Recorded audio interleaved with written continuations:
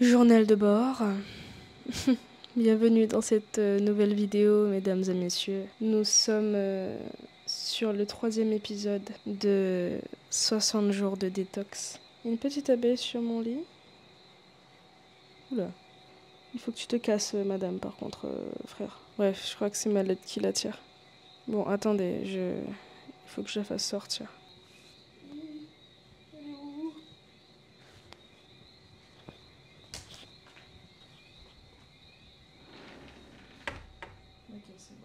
Quelle manière charmante de commencer cette vidéo. Si tu n'as pas vu les 2 premiers épisodes, je t'invite à le faire. Je suis actuellement dans un challenge de 60 jours sans réseaux sociaux, où j'utilise mon téléphone uniquement pour faire des vidéos.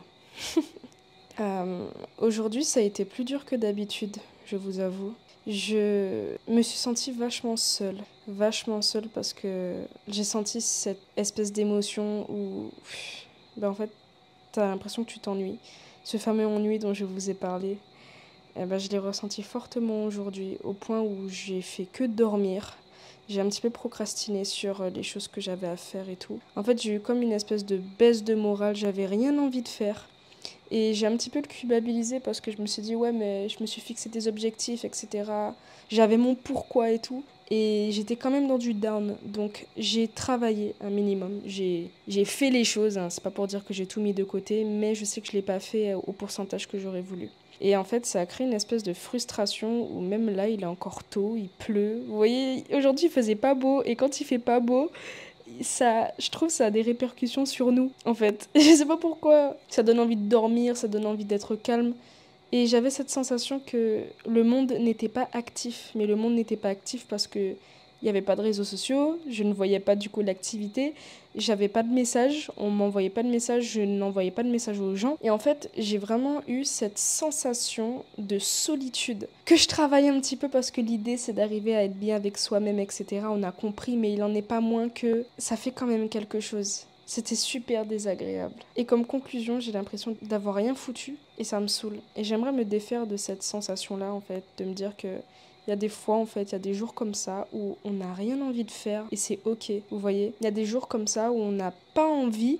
Et oui, dans le contexte de la discipline, etc., tu dois aller au bout des choses, etc. Mais si ton corps ne répond pas et il ne veut pas, pour moi en tout cas, je pense que c'est important de lui laisser le répit qu'il demande, sans spécialement partir dans ce vice de procrastination ou bien de fuite. Si vraiment tu sens que ton corps, t'es pas bien, t'es pas apte à le faire, tu vas pas te forcer en fait. Ça va être contre-productif. Et du coup, c'était une manière pour moi de souffler et de lâcher la pression, de me dire que, vous voyez, tous les épisodes qu'on va faire ne seront pas spécialement en mode youpi, ouais, on est discipliné, hein, c'est trop bien, il faut des objectifs. On est humain, d'accord? Je suis un humain. Et c'est important de pouvoir montrer cette facette-là aussi, de ce travail-là, qui est quelque part assez, je dirais pas difficile, mais c'est un challenge. C'est vraiment un challenge. Et si jamais t'as commencé une détox toi aussi, je te rassure. Ok, on est dans le même club, moi aussi je ressens ça. Et pour aller au-delà de ça, je me suis mise à faire des petites choses que j'aimais bien. J'ai pas craqué, j'ai pas été sur le téléphone, etc. Je suis sortie, j'ai mangé toute seule dans mon jardin, j'ai mis la table dans mon jardin, j'ai mangé, j'ai parlé avec ma source. J'ai voulu lire en mode allez on lit, j'ai pas été lire en fait, j'ai regardé des films et des séries. Ah ok d'accord, la lumière veut pas coopérer, ce sera sans lumière. Vous avez vu comment je suis là, c'est sans combine là. Là, on est en mode plainte, on est en mode on parle free, ok? Et en fait, ce qui me sauve dans ce genre de petits moments, c'est le fait de prendre soin de moi. Et pas spécialement, du coup, aller dans mes plans, suivre les plans que je me fixe, que ce soit plan de travail ou les choses comme ça. Je reviens à moi, je prends soin de moi. J'ai fait des soins, j'ai pris une bonne douche, j'ai pris soin de mes cheveux, je me suis reposée, je me suis accordé des siestes. Moi, j'ai un petit chat, alors du coup, j'étais avec elle. Je me suis un petit peu célébrée, j'ai fait des crêpes. Et j'ai mis du chocolat et de la banane dans mon assiette avec ma crêpe et tout. Je me suis fait une belle présentation, j'ai fait une petite boule de glace coco comme mon papa a fait. Je me suis sentie bien et j'ai pas utilisé du coup d'ordi, etc. pour pouvoir passer le moment, tu vois, parce que souvent on utilise ou le téléphone ou un moyen de distraction pendant qu'on fait quelque chose. Et ça m'a fait du bien en fait d'être face à mon assiette toute seule et de déguster avec mes couverts et faire comme si j'étais dans un restaurant alors que frère... dans ta casa en moins free, tu vois. Et j'aime bien ce genre de moment-là où tu t'autorises à faire des choses que tu es censé faire à des occasions très précises, tu vois. J'essaie de casser ce truc-là, de me dire que je m'apprête pour aller quelque part. Non, je peux très bien m'apprêter, être super frais juste chez moi, il n'y a que moi qui le vois. Je peux me faire un super bon repas, une belle présentation, il n'y a que moi qui le mange. J'aime bien l'idée de prétendre. Rihanna disait, tu sais, t'as pas besoin spécialement d'avoir les choses pour faire comme si elles sont là. Tu peux prétendre en fait. Pretend. Et c'est une manière pour moi de rentrer dans mon espèce de monde intérieur où je suis dans mon imaginaire. Ou bien pas spécialement, on a dit que l'esprit ne fait pas la différence entre la réalité dans ta tête et la vraie réalité. Mais dans l'idée, en fait, il y a des fois où je me mets à me comporter d'une certaine manière, je m'imagine des fausses scènes. Il y en a qui pourraient penser que c'est un truc de personnes folles, mais pas du tout. Je me fais des scènes, tu vois, j'imagine des appels, j'imagine qu'on m'appelle pour me donner une bonne nouvelle. Et je vous jure qu'à voix haute dans ma maison, je me mets à faire vraiment des scènes. Ça me permet de, 1, moins me sentir seule, 2, me stimuler l'esprit, et 3, finalement, travailler ma projection et ma manifestation. Donc c'est sympathique. Mais c'est vrai que frère, il y aura des moments dans ce challenge où tu vas te sentir terriblement seul, tu vas te sentir nul. Tu n'auras pas spécialement la motivation à fond. Et c'est important pour moi de dire que c'est ok. C'est vraiment ok, c'est normal. Vous voyez, on a des hauts, on a des bas. Et comme je disais, ce qui fait qu'on s'accroche, c'est notre fameux pourquoi. Ce qui fait que j'ai pas craqué, c'est que je sais pourquoi je fais ce petit challenge, mais j'accepte mes émotions. Il faut savoir que ce genre de défi qu'on se donne comme ça, c'est une manière de se retrouver face à soi-même, tu vois. T'as plus les distractions pour te fuir, tu vois. T'as plus les distractions pour fuir tes responsabilités, t'as plus ces trucs-là. Et il y a des moments, effectivement, où tu vas faire tellement face que ce sera désagréable, mais c'est le but du jeu. Et une fois que tu auras bien conscientisé ce que tu ressens, une fois que tu auras bien conscientisé là où tu es et là où tu veux être, à ce moment-là, ce sera beaucoup plus clair dans ta tête. Donc quand bien même c'est relou, ça va quand même créer une clarté dans ta tête qui va te faire du bien, qui va te faire tellement de bien que le moment où tu vas décider de reprendre la machine, ce sera carré, tu vois. Tu auras enjambé la barrière, c'est free. Donc ouais, il est genre super tôt, je crois qu'il est même pas 20h. Je pense que je vais aller me coucher en vrai. Ça fait très personne qui a le seum et tout.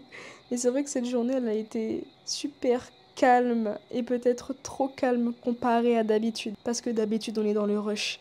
D'habitude, on a de quoi s'occuper. D'habitude, ça défile, ça défile. Et quand tu reviens au rythme de base, c'est-à-dire le rythme posé, le rythme calme, tu vois, le rythme doux, c'est très déstabilisant. Parce qu'en fait, tu as l'impression que ça ne va pas assez vite. Alors que non. Et au fond, quand je fais la rétrospection de ma journée, j'ai pris soin de moi, c'est un bon point. J'ai super bien mangé. Je me suis occupée de mon petit chat. J'ai fait des choses qui me font du bien au fond. Sauf que je n'en ai pas fait 40 000 et je n'ai pas été trop vite. Tu vois ce que je veux dire? Donc ouais, c'est ok. C'est ok d'avoir des moments de... Je dirais pas de down, mais ouais, petit coup de mou, effectivement. C'est ok et c'est normal, ça fait partie du process. Et c'est ces moments-là qui sont des fois les plus importants parce que c'est les moments où tu n'as pas le choix de te retrouver face à toi-même. Et c'est ça le travail. C'est ça le travail d'aller chercher là. Ou tout seul. Ou tout seul. T'es seul avec toi, t'es tout seul et tu vas remonter tout seul. Tu vas conditionner tes pensées à aller dans une direction qui va te faire du bien. Ou bien tu vas finir par avoir des idées que tu n'avais pas parce qu'il y a tellement de calme que du coup tu finis par capter des choses. Tu vois, c'est pas plus mal. Donc t'inquiète, si ça arrive, c'est vraiment normal. On continue, on lâche pas l'objectif. Ce n'est que bénéfique. C'est en allant dans le fin fond, le noir là, tu vois, le fin fond même de l'enfer, que finalement tu finis par trouver cette espèce de sensation paradisiaque, tu vois, où tu te sens bien. Parce que du coup, tu seras tellement allé au fond que tu peux pas aller plus au fond que ça. Ou j'avouais quand il y a avoué en fait. Donc maintenant que tu as bien réglé tout ça, où j'ai senti, c'est oulé. Oulé. Ça fait partie du process. Demain sera un autre jour, demain sera différent. Mais il ne faut pas garder le côté négatif. Il faut qu'on arrête de penser que la vie ne doit que être toujours sourire, toujours pleine d'énergie. C'est tellement faux. C'est faux. Il y a des moments où en fait on va pas être bien, mais c'est ok. On a qualifié les émotions de négatives, de positives, etc. Mais c'est nous qui avons donné ces définitions-là. C'est juste des émotions. Les émotions, pour moi, ce sont des notifications sur comment on se sent, comment on gère la situation. Et à ce moment-là où tu arrives à capter cette notification, tu peux dire pourquoi je ressens ça, ça vient d'où? Tu vas chercher, finalement tu te dis ah c'est ça, c'est ce qui me faisait ça. Tu as trouvé la solution. Et à ce moment-là, tu orientes ton énergie pour pouvoir régler le truc. Mais il n'y a pas d'émotions négatives ou d'émotions positives. Il y a juste des émotions et des situations. Savoir comment on gère ces situations-là. Toutes les émotions sont nécessaires. Ça crée des choses chez nous. Quel que soit, c'est pour notre bien. C'est pour qu'on puisse voir, se faire face et aller de l'avant. Ah, j'accepte. J'accepte et mon cœur reste ouvert. Gros bisous. Félicitations à ceux qui ont décidé de faire le challenge, le nombre de temps qu'ils veulent. Félicitations aux personnes qui essayent d'aller chercher dans le nain là. Et ouais, ça ira. Je vous fais des bisous. Prenez soin de vous. On s'attrape très prochainement. On va connaître. Encore il fait vidéo. Encore il cherche un bitin pour faire parce que un jour bon il était con dépressif, c'est couchant maintenant. Je vous embrasse, à plus tard.